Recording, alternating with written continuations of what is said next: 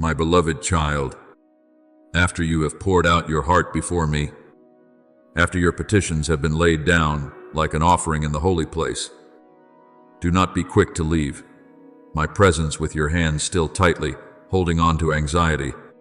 Learn to close your prayer with thanksgiving, not because you have already seen every door open at once, nor because every question has been fully answered, but because you know that I am the one who is listening, who is near, who is working in depths your eyes cannot yet see. Gratitude before the miracle is revealed is a beautiful fragrance rising before me.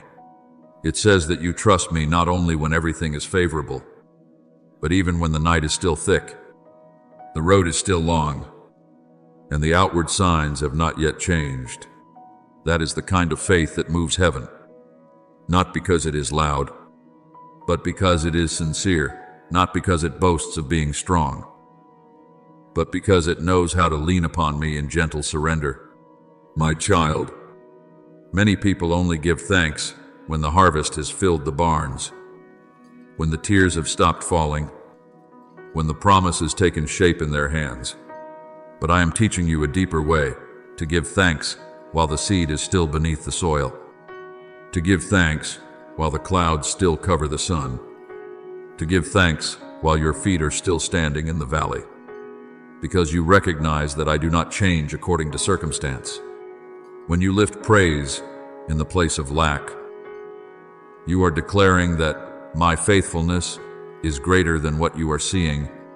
When you worship while there is still no answer, you are placing my throne higher than your fear. When you say thank you while your heart is still trembling, you are opening a pathway for peace to enter, and darkness no longer has the same authority over your heart as before. Remember Jehoshaphat of old, when the people were surrounded by an army so vast that human strength could not withstand it.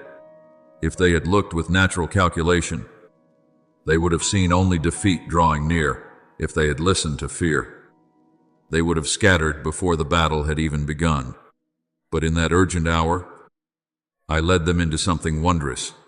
They did not place the men with swords at the front, but those who praised me went before the army. The sound of praise rose before they saw the victory. Honor was offered while the battlefield was still covered with danger.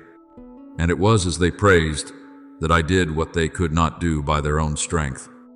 Do you see? My beloved child, praise is not a denial of the battle, but a declaration that the battle is not greater than the one who walks with you. Thanksgiving is not ignoring pain, but placing that pain under the reign of my love. Worship is not waiting until everything is beautiful before lifting your voice, but believing that I remain beautiful even while everything around you is still unsettled. Therefore, let your prayer be completed in surrender. Speak to me with all sincerity and thank me because I have heard you, even when your ears have not yet heard the answer. Thank me because I do not allow you to be swallowed by the dark places, because even where you think you are most alone, I am still quietly beside you, placing my hand upon you, keeping you from breaking apart.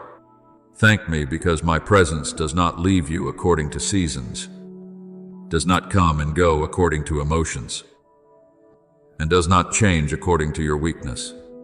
I am your Father, your refuge when strong winds arise, the gentle light in the long night, the faithful friend who does not abandon you halfway, the hand that lifts you when you no longer have enough strength to stand on your own. When you call, I hear. When you cry, I know. When you are silent, I still understand the things that have not yet become words. Praise me for my wisdom, which reaches far beyond every narrow thought of mankind. There are things you ask me to do immediately, but I am preparing a better time.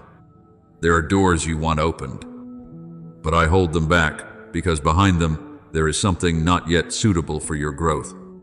There are paths you think are losses, but I am using them to lead you into a deeper peace. You do not need to understand everything before you can worship. You do not need to see the whole picture before you can believe. It is enough for you to know that the one who holds your life is good. And then you can lay down your burden and say, Father, I trust you. Praise me because my power is not locked by human limitation, not delayed by opposition, not weakened by storms, and not confused by the things that frighten you. What you cannot untangle, I can rearrange. What you cannot protect, I can cover. What you cannot restore, I can make new by my abundant grace. In that thanksgiving, place your whole life into my hands, not as a ritual upon your lips, but as surrender from the hidden depths within you. Place into my hands the plans you still cherish, the fears you still keep hidden, the people you love, the tomorrows whose shape you do not yet know, and even the parts of yourself you do not yet have the courage to face. I do not demand that you bring me a life already perfectly arranged. I invite you to entrust to me your real life, with all its weariness, longings, question, tender hopes, and tears not yet dry.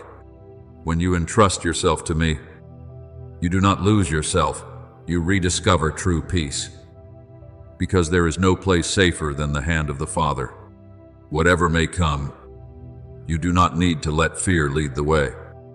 For I am your God, the one who goes before you to open the path, walks beside you to uphold you, and comes behind you to guard you from what you cannot see.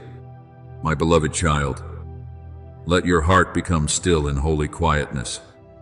For there are words that are not only heard by the ear, but must be engraved in the deepest chambers of the human soul. I do not want my promise to merely pass through your life like a fleeting breeze, stirring your emotions for a moment before disappearing among the cares of daily living.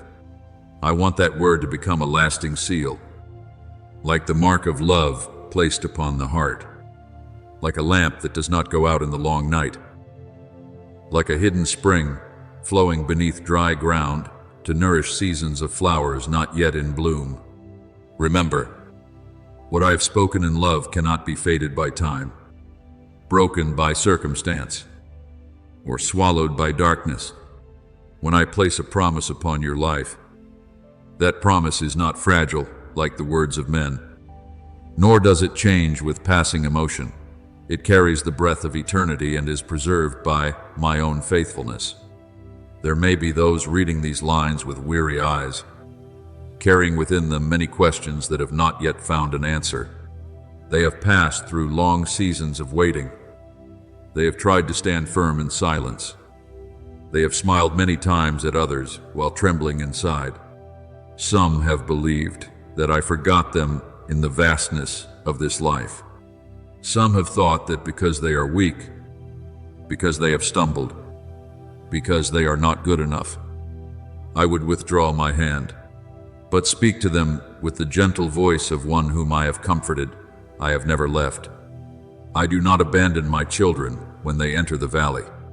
I do not turn away when they cry in the night. I do not leave unfinished what I began by grace, even if they have only one very small prayer left, even if their faith is only like a faint spark before the wind. I still see it, still cherish it, still protect it, still call them by name in love that never runs dry. Therefore, do not let them believe that their story has been abandoned halfway. No, my beloved child, in my hands there is no work left unfinished because I lack power. What I begin in goodness, I will continue to guide with wisdom, shape with mercy, refine with patience, and complete at the appointed time. There are chapters of life that people think are chaotic, yet, in my eyes, they still carry order. There are roads that seem winding, yet in truth, they are leading them toward the place I have prepared. There are losses that make them believe they have been diminished, yet I use those very empty spaces to make room for something deeper. I do not work hurriedly as humans do. I do not build with haste. I am the one who makes all things in the right season. in the right measure, in the right way. And when my work is complete, they will look back and understand that even their tears were gathered by me into a holy meaning. Remember the story of Nehemiah, the man whose heart was burdened because the walls of Jerusalem lay in ruins. Before the eyes of the world, they were only broken stones, burned gates, and a mark of defeat and shame. But within my heart, that was the place where a work of restoration was about to begin. Nehemiah did not have every answer from the beginning, nor did he have an easy path laid out before him. He had to face opposition, mockery, schemes of obstruction, and laborious days that seemed impossible to continue. Yet stone by stone was set back in place. Section by section of the wall was raised. Weary hands were strengthened, until what seemed devastated became a testimony of restoration. Do you see? My beloved child, I did not only rebuild the wall, I rebuilt courage within my people. In the same way, when I begin a good work in a person, I do not merely repair the outside, I also awaken within them faith, endurance, hope, and strength to stand again in the places that once lay broken. So when those people feel as though their lives are like a fortress, bent and battered by storms, remind them that I am still the restorer. I can raise again what has fallen. I can renew what has grown weary. I can join broken pieces together with a grace that is tender, yet stronger than every crack. No power is great enough to snatch them from my hand. No event is deep enough that my love cannot reach it. No darkness is thick enough that my light cannot pass through. Life, with all its busyness, death with all its fears, the present with all its pressures, the future with all its unknowns, visible or invisible forces with all their threats. None of these can build a wall separating me from the one I love. My love is not a thin thread to be cut by adversity. It is an everlasting covenant, a river that never runs dry, a holy flame that cannot be extinguished by falling rain. Pray not only that they may hear this word, but that this word may remain within them. For there are seeds that must lie deep in the soil for a time before anyone sees the green sprout. There are prayers today that may not immediately bloom, yet they are quietly taking root in hidden depths. I want each sentence to be sown into them with gentleness, not like words of pressure that make them afraid, but like seeds of hope placed into soil that longs to be healed. Then, at my appointed time, those things will rise.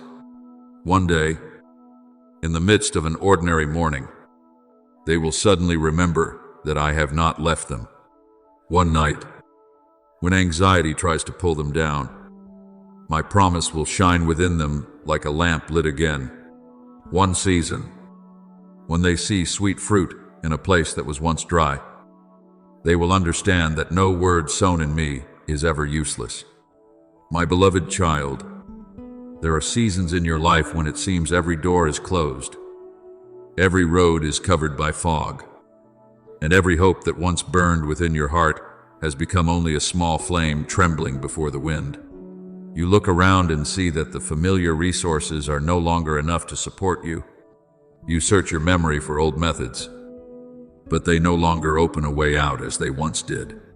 You try to gather your strength, but the more you try, the more you realize you have reached the limit of what you can do on your own. And it is precisely there, where you think you have touched the bottom of helplessness, that I want you to hear my voice clearly. This is not a sign that you have been abandoned, but a sign that you are standing nearer than you realize to a fresh revelation of my grace. Do not quickly conclude that delay is rejection, and do not think silence is proof that I have turned my face away. There are things I hold back not to hurt you, but to prepare you to receive something greater than what you are imagining.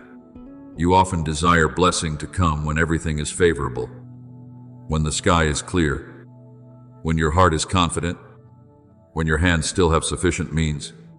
But I, the one who sees the deepest places of your life, often choose the moment you least expect to place in your hands what you could not create by yourself. For if everything came while you still had enough strength to control it, you might easily mistake your own skill as the thing that built the harvest.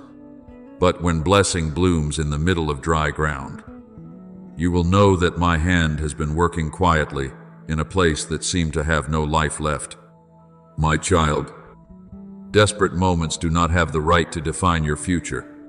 They are only valleys you must pass through. They are not where you will remain forever. When you stand before a wall too high for you, I do not ask you to tear it down by yourself with weary hands. I only want you to stand still in faith. Listen for my guidance, and allow me to show you a path your eyes have not yet seen. Many times, you ask me to open a door, but I do something different. I create a road where no footsteps have ever been. You ask me for more strength to endure, but I bring deliverance at the right time. You ask me for a small answer, but I open an entirely new season.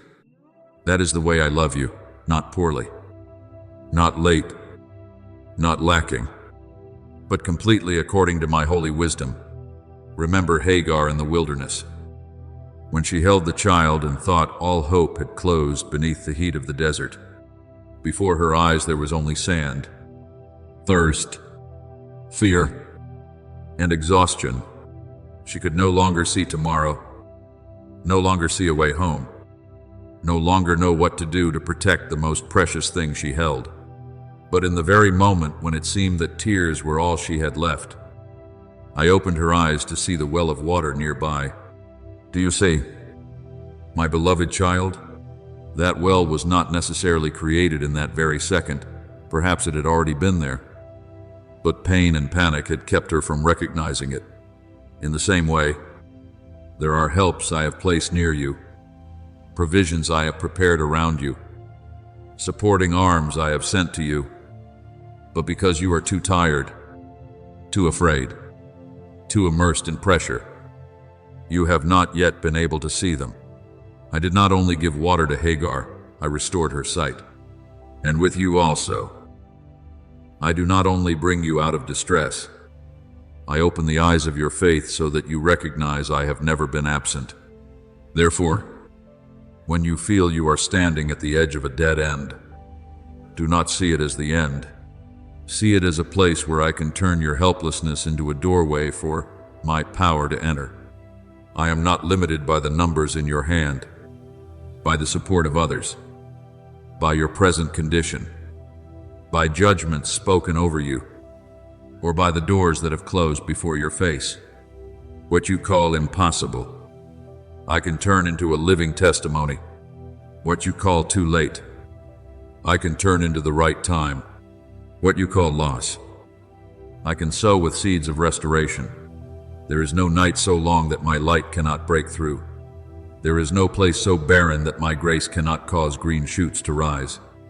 There is no circumstance so tangled that my wisdom cannot arrange it again into the order of peace. I know you have had days when you were so tired you no longer wanted to hope, because hoping much and not yet seeing the result can also wound the heart. I know there have been times when you wondered whether you still had enough strength to believe. But, my beloved child, faith is not always a great shout in the middle of a crowd. Sometimes faith is simply that you still return to me in silence. Sometimes faith is only a very small whisper. Father, I still need you. Sometimes faith is that you do not let go of me, even when you do not understand why this journey has become so winding. I do not despise your small faith. I do not demand that you be strong as a mountain before I uphold you.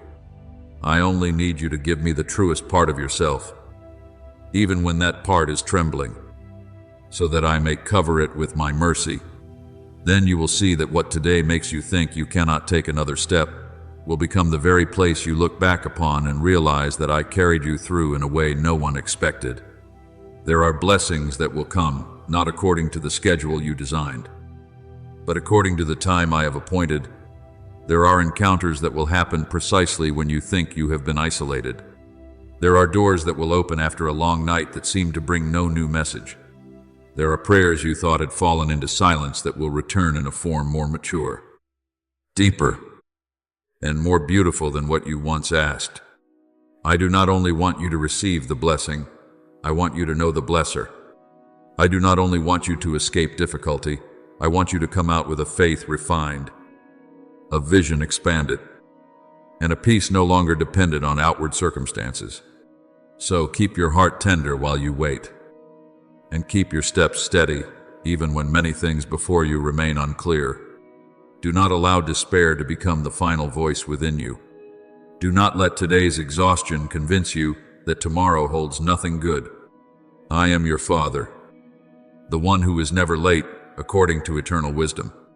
When the fullness of time arrives, what I do will not only meet your immediate need, but will also cause you to understand more deeply the love I have for you. You are about to see things that human strength could not build, plans you could not arrange on your own, and kindness you cannot measure.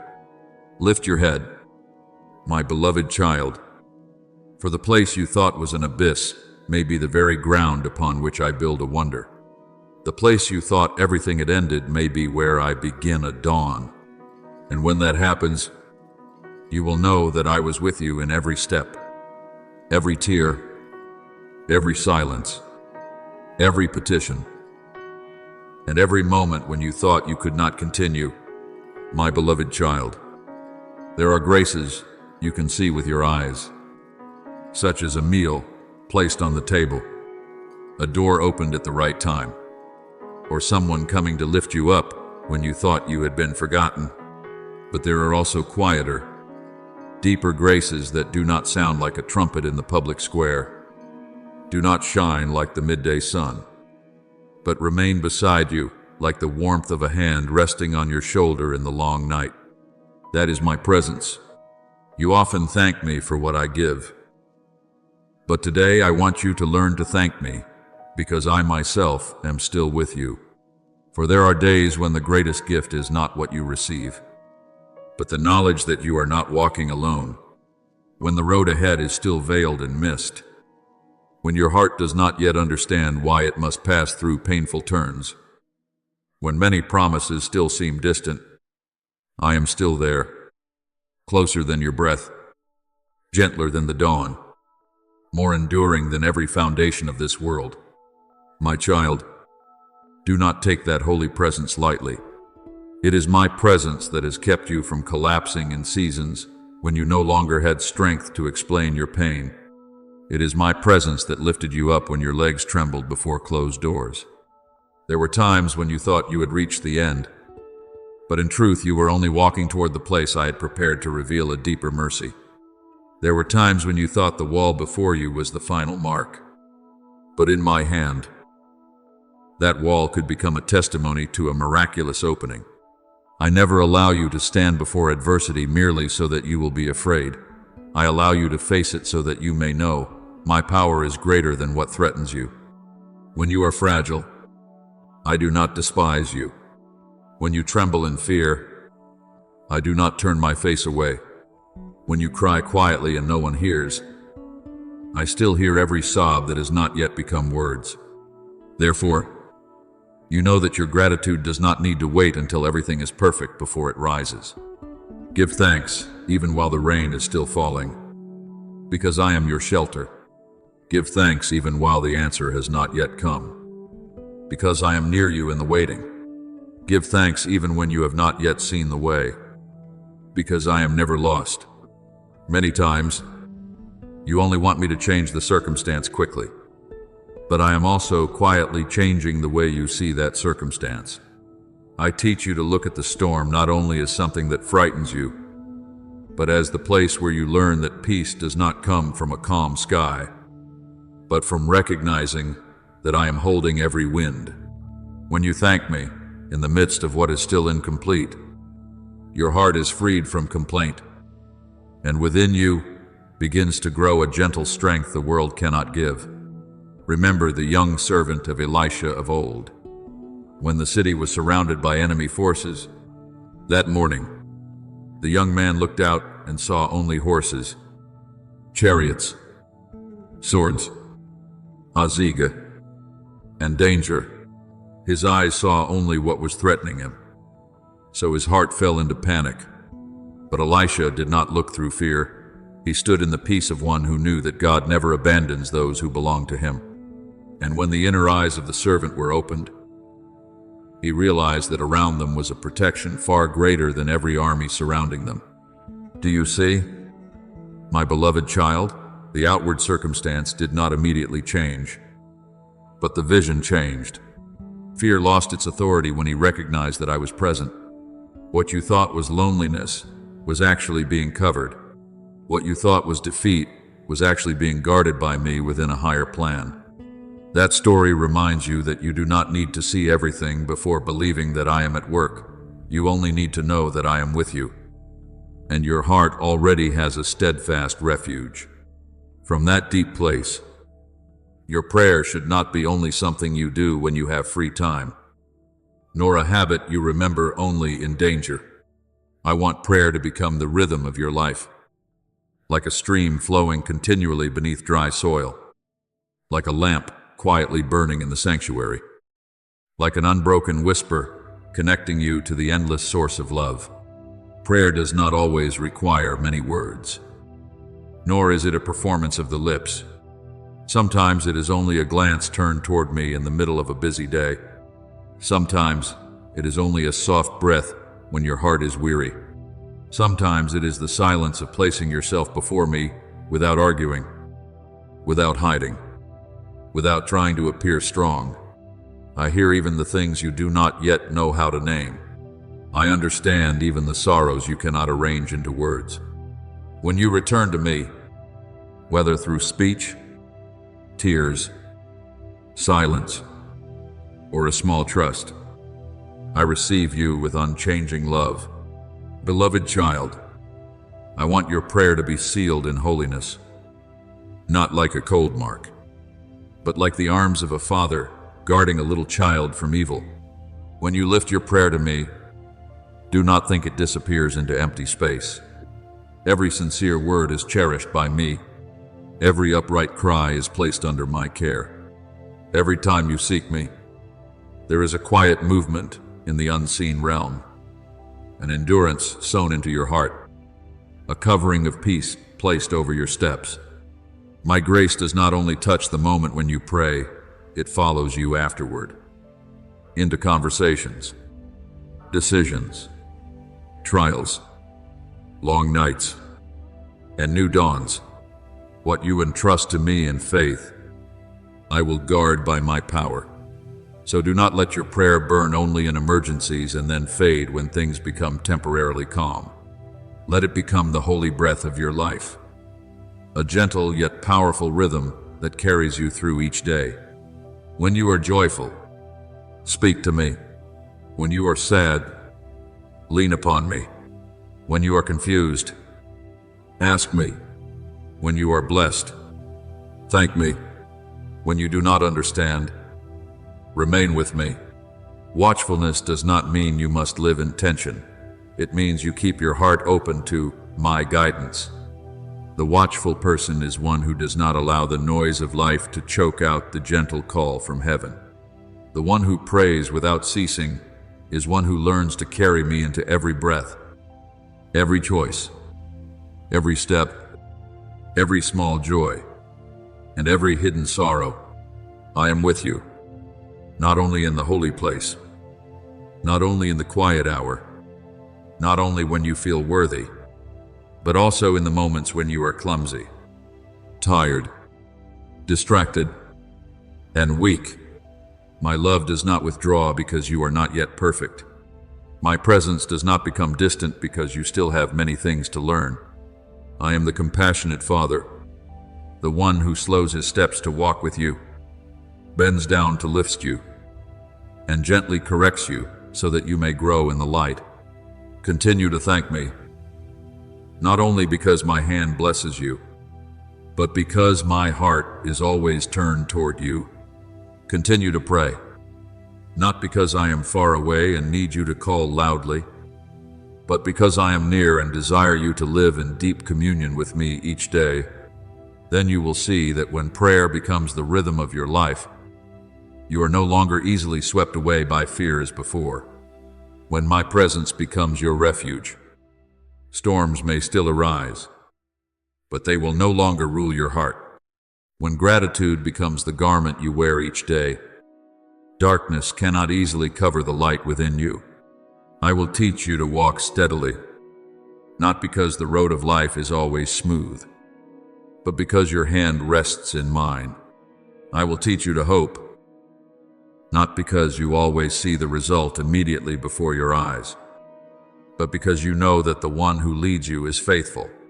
And I will teach you peace, not as a passing emotion, but as a quiet river flowing within the heart of one who knows they are loved, preserved, sheltered, and called my child.